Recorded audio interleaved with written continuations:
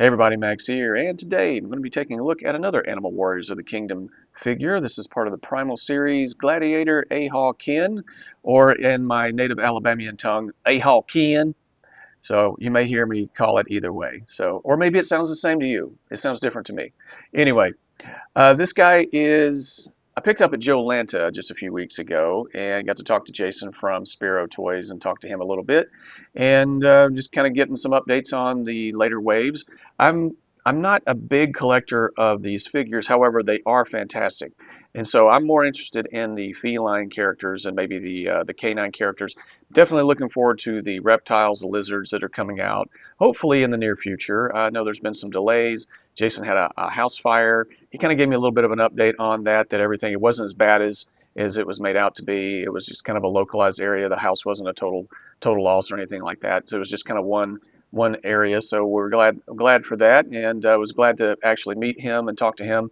I think I talked to him at Joe Fest for a little bit, but definitely talked to him for quite a bit at Joe Lanta. So it was really great. He's a great guy.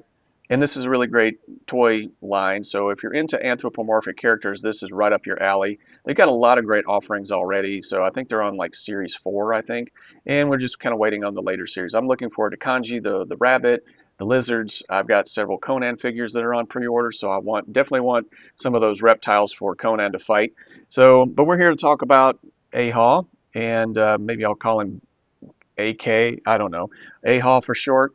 But he comes with most of what you see here. And if you have any of these figures, there's a lot of reuse. Yes, there are pins. Yes, but what I think this line excels in is the plastic quality, the paint quality, the design and sculpt quality is just really solid figures.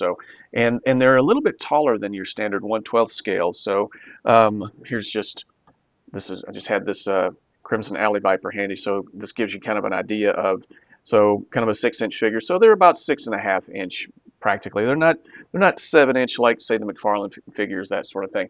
But yeah. So here's the package. They have really good packaging. I prefer packages, boxes to blister cards, but just it just makes it easier to store, I suppose. Really great artwork. If you haven't read the comic, I think you might be able to buy the print versions, but you can definitely get the digital ones off of the Spiro website. And really cool comic and everything. I missed out on issue 6 at Joe Fest, but I did buy 1 through 5. And they didn't have any other copies of issue 6, so I'm completely missed out on that. I bought the print version. So anyway, Animal Warriors of the Kingdom Gladiator AHAW KINN. Once part of the Grand Feralis army, AHAW KINN was captured during one of the skirmishes between House Horrid and House Feralis and is now forced to compete, quote unquote, in Emperor Kali's gladiatorial games. AHAW KINN fights to survive and bides his time until he can escape from the clutches of the evil horde. So really cool artwork there on the side as well. So it looks really good. So yeah, I really like their packaging. He comes with what you see here, along with he gets he comes with 1, 2, 3 sets of hands. So we got 2 fists, right and left. And let me throw a little extra light on this subject. Some open hands, kind of some clawing hands. And another thing, a lot of the parts are reused, as I said, but the recoloring and the repainting and everything, it brings new life to a brand new figure, and the head sculpt is new and unique to that, so that's great. And he comes with this really awesome spear, and one of the things that kind of made this figure jump out was the metallic paint, the metallic kind of turquoise paint that goes on the spear, the tip of the spear, and then some of the armor here, as well as this Aztec style. I guess I don't even know what you call it, kind of like a club weapon, and really well detailed. I love the jaguar hilt here and the kind of Mayan or Inca Aztec style writing on it. And then I think this is supposed to be like obsidian blades, like flakes of obsidian, so sharp stones that are embedded in there. And I looked up the name of what this kind of represents, what this resembles, and I cannot remember it to save my life.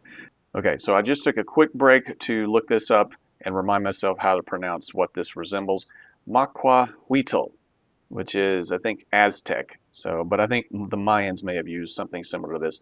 And to be honest, it was this kind of weapon that sold me on it. I just thought this was very unique looking, and the paint turned out really well, and I like the sculpting, and it looks really great. So I like that turquoise and a curved handle. So this thing looks like it would mess up your day pretty badly. So and then he comes with this really awesome spear, and I'm not sure if this has a name other than just spear, but it's really cool, and it has a flat, well, it has an indentation in it, but it's flat, and you can stand it up like that.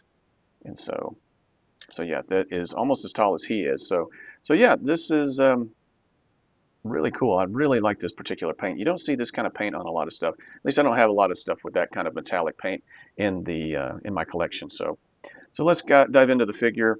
He has, like I said, the really cool paint on the right side armor, and there's a lot of scuffing and marks and everything just to kind of show that it's lived in, and it really stands out.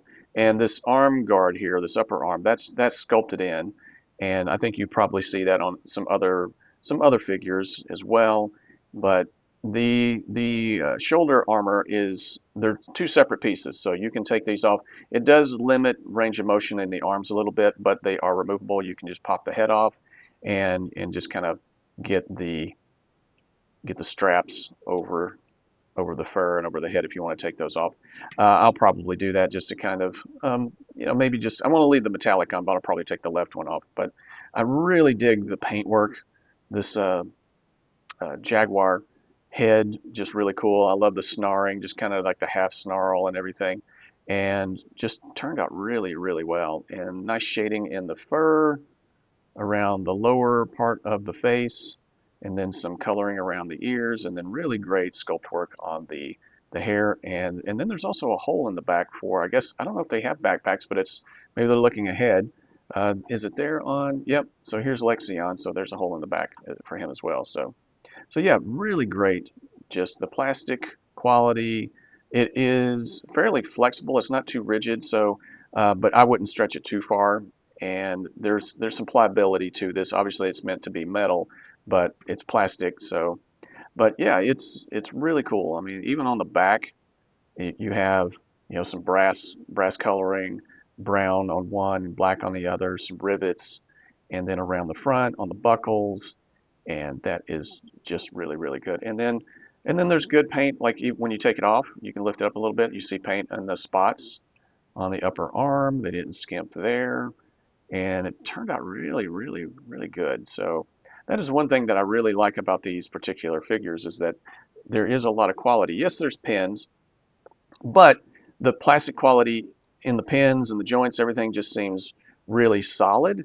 And as I've mentioned before in my other AWOK videos as well, they are well hidden. I think they do a better job of hiding them than, say, McFarlane or Hasbro. When Hasbro still uses parts that have pins or require pins, they blend in very well on these figures. Like, yes, they're there when you see them, but they're flush. You don't have holes that are showing. They're not smaller, thinner than the actual part. And I don't know if that was a point that they made. Like, okay, so they're going to be reusing a lot of these bodies.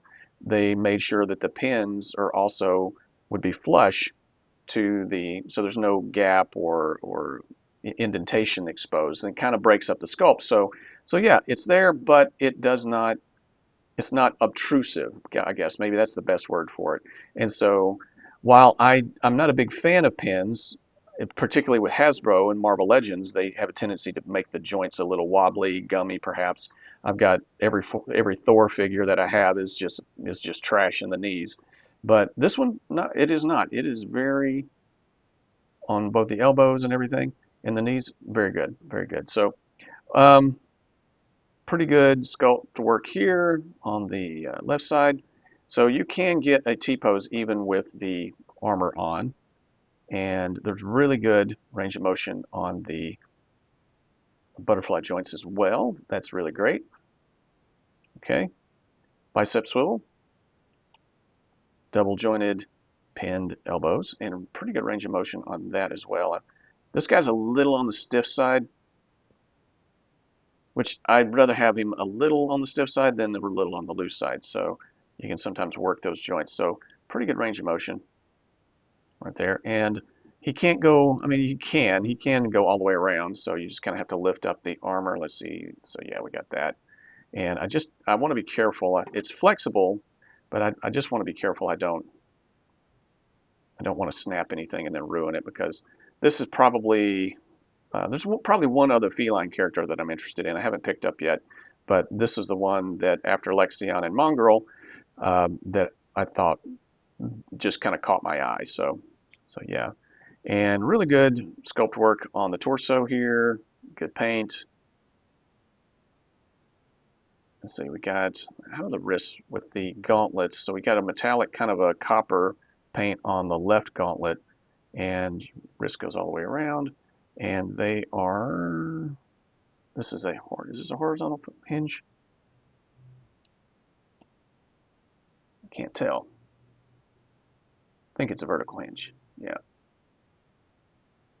can't quite tell. Nope, horizontal hinge.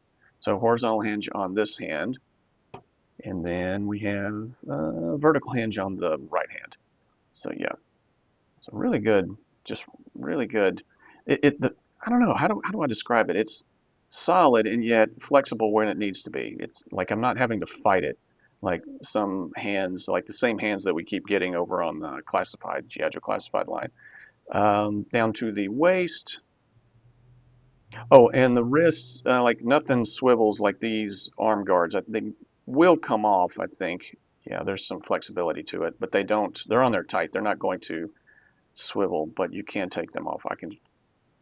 Yeah, I just haven't done that yet. The waist armor, the waist skirt piece here. Oh, it swivels at the waist. We have a ab crunch.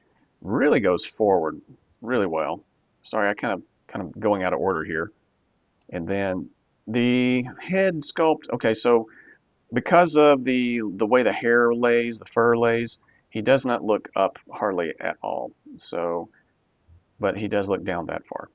And you do get pretty good side to side,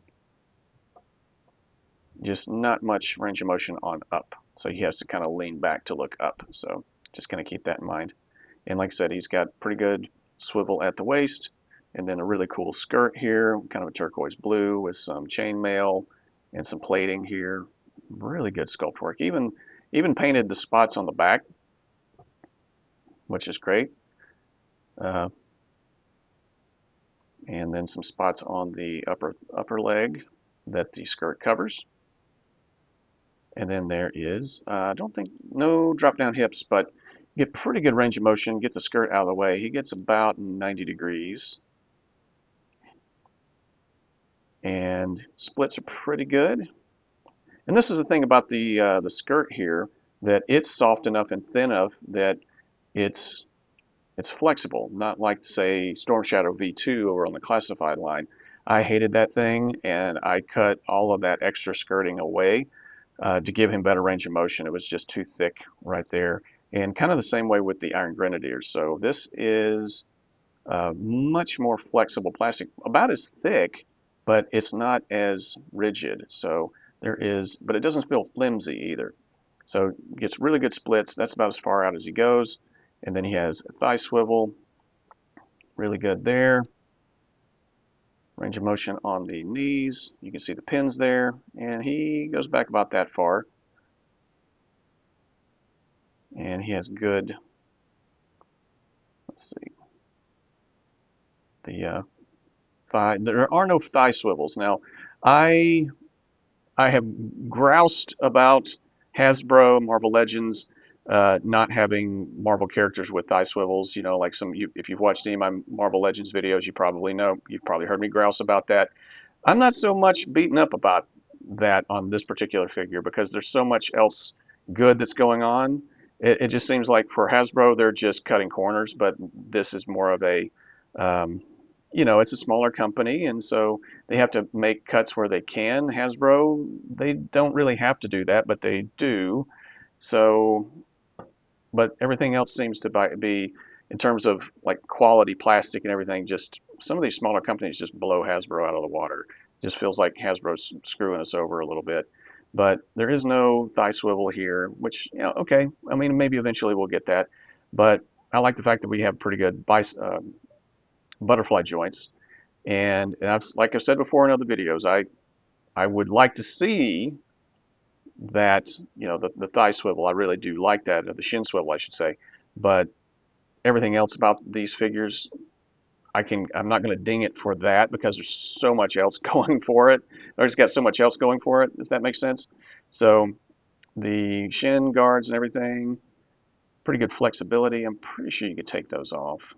Yeah, if you just take off the foot. So if you wanted to have a bare base figure, you could do that. You could take all of that off and all the armor and everything. But it's a really good offering. And because of the kind of the foot guard here, there is a little bit of resistance. His foot goes up about that far, but he can go back or down that far. So you're kind of fighting the plastic a little bit right there, but aesthetically it's really cool. It looks realistic, I guess, as much as an anthropomorphic leopard can be, or jaguar can be, and realistic. So yeah, that is AHAW KINN. Quite like this guy. I'm going to give him a warp factor of 9. Yeah, this is practically all of the AWOC figures. I mean, all three of them. So here's Mongrel, and with his big stone axe, and he's also part of the Gladiator line. I think LEXION may be as well. There's several other characters that are kind of classified as being Gladiator. So these are the three that I have so far, but that is not where I'm going to stop. I'm just kind of waiting on some of the later waves to pick up some, like I mentioned before, some lizards and some rabbits and maybe the fox and the hound. Those are really cool figures. So yeah, warp factor of 9. Are you into this particular figure line? I don't see a lot of reviews out there for these guys, but they've been on the market for quite a while, probably several years now.